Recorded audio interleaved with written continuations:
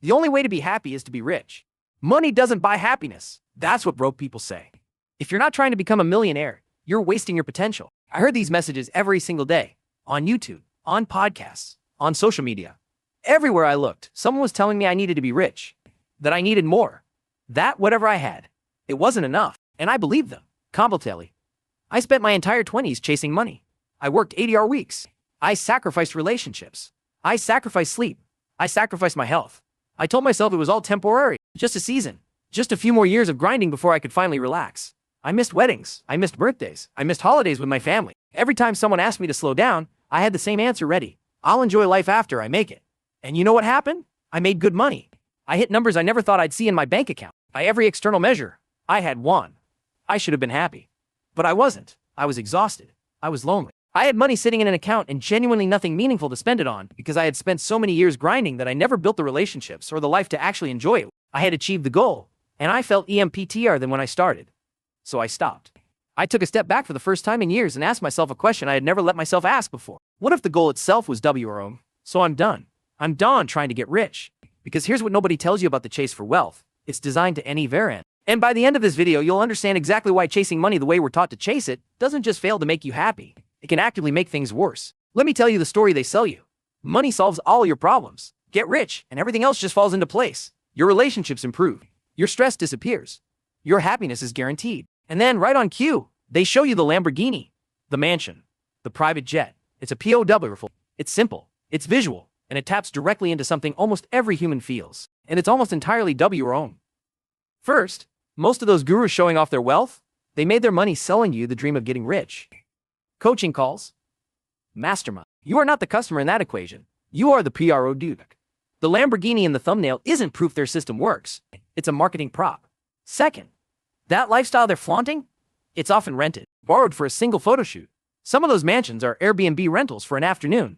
Some of those cars are leased for a weekend just to film content. The life they're selling you frequently doesn't even exist the way they present it. Third, and this is the one that really matters, even when the wealth is real, even when it's completely genuine, it still doesn't make most of them happy. And this isn't just my opinion based on some YouTube comments. There is actual research on this. Let me show you what science actually says about money and happiness, because it is not what you've been told. There's a famous study out of Princeton University. Researchers found that happiness does increase with income. That part is true, but only up to a point. Around $75,000 a year in income. In the original study, happiness stops climbing at the same rate. More recent research has adjusted that number upward for inflation in different regions, but the core finding holds up again and again. Past a certain threshold, additional income keeps adding options, but it stops adding proportional joy. Money buys security. Money buys options. Money buys comfort. Those are real, legitimate, valuable things. I am not telling you money is meaningless. And I want to be honest with you about something else the research shows, because it's rarely mentioned. It's not just that more money stops adding happiness.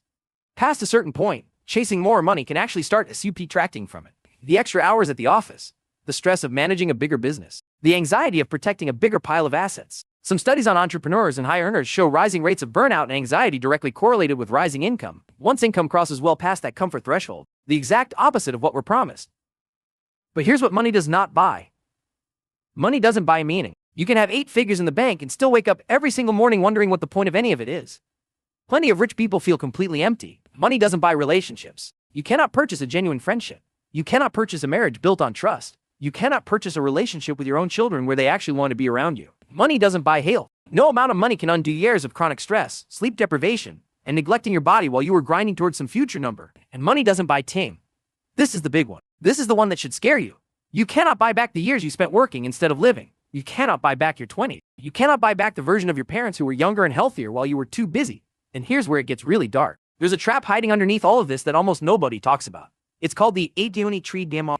Here's how it works. When you're making $50,000 a year, you think, if I could just make $100,000, I would finally be set. I would finally be happy. So you grind, you sacrifice, you claw your way to $100,000, and then something strange happens. Your lifestyle expands to match it. The apartment gets nicer, the car gets nicer, the expectations get higher, and suddenly, $100,000 doesn't feel like enough anymore. So you grind harder, you sacrifice more. You finally hit $200,000, and guess what happens? The exact same thing. The finish line moves again. It always moves. This is the trap. And while you're stuck running on this treadmill, chasing a number that keeps shifting just out of reach, life is happening around you, whether you're paying attention or not. Your kids are growing up. Your parents are getting older. Your friends are quietly drifting away because you were never available. Your health is slowly declining in ways you won't notice until it's serious. Your youth is disappearing. And one day you look up from the treadmill and you realize something devastating. You spent your entire life chasing a number that never once made you feel like you had arrived. Some people technically win this game and only then realize the game was never worth winning in the first place. So if chasing wealth is a trap like this, what should we actually do instead? Here's what I've learned. And I want to be clear about something first. I am not saying money doesn't matter. Money matters enormously. What I'm saying is that there is a massive difference between having enough and having everything. And almost nobody stops to figure out where that line actually is for them.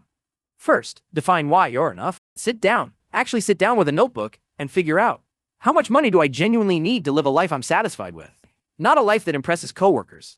Not a life that looks good online. A life that you, personally, actually enjoy living day to day. Most people have never once done this exercise. They just keep chasing more because more is the only goal they were ever given. Second, optimize for freedom, not just wealth. Ask yourself this honestly.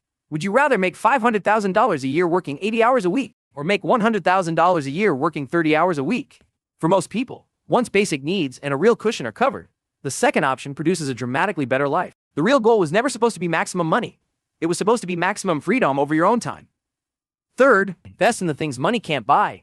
Will you still can? Your relationships, your health, your actual experiences. Don't postpone living until some future day when you're rich enough to finally start. That day has a habit of never arriving. The richest people I have personally met in my life were rarely the ones with the most money in their accounts. They were the ones with the deepest relationships, the best health, and the most genuinely interesting lives. That is real wealth. And there's a fourth thing that changed everything for me, something almost nobody mentions. Redefine what winning even looks like before you start playing. Most of us never actually chose our definition of success. We inherited it from our parents, from social media, from a culture that measures worth in numbers with lots of zeros. If you never sit down and consciously choose your OWN definition, you'll spend your whole life running someone else's race, and even crossing their finish line will feel hollow, because it was never really yours to begin with. Look, I spent years of my life trying to get rich, sacrificing relationships, health, and time for a number on a screen, postponing happiness until some future day when I'd finally have enough. But here's what I finally understood, and it took me far too long to see it. That day never comes. There's always another level above you. Someone always has more. The game is rigged to keep you playing. The game is rigged so that you are never supposed to feel like you've won. So I quit the game. I stopped trying to get rich for the sake of being rich. I sat down and actually figured out what enough looks like for me specifically. And I started optimizing for freedom instead of raw wealth. For time instead of money. For real experiences instead of more possessions collecting dust. And you know what happened? I became genuinely happier. Not because I gave up on success. Not because I stopped caring about my finances. But because I finally redefined what success actually means. On my own terms instead of someone else's. So I'm done trying to get rich. I'm done sacrificing my actual life for a number that was always going to keep moving anyway. Instead, I'm building a life that's rich in the things that actually matter. Starting now, not someday. If this resonated with you, you're in the right place. Subscribe for more videos that question the rules of self-improvement that don't actually make sense when you look closely. And drop a comment telling me, what does your enough look like? I genuinely want to know. I read every single one.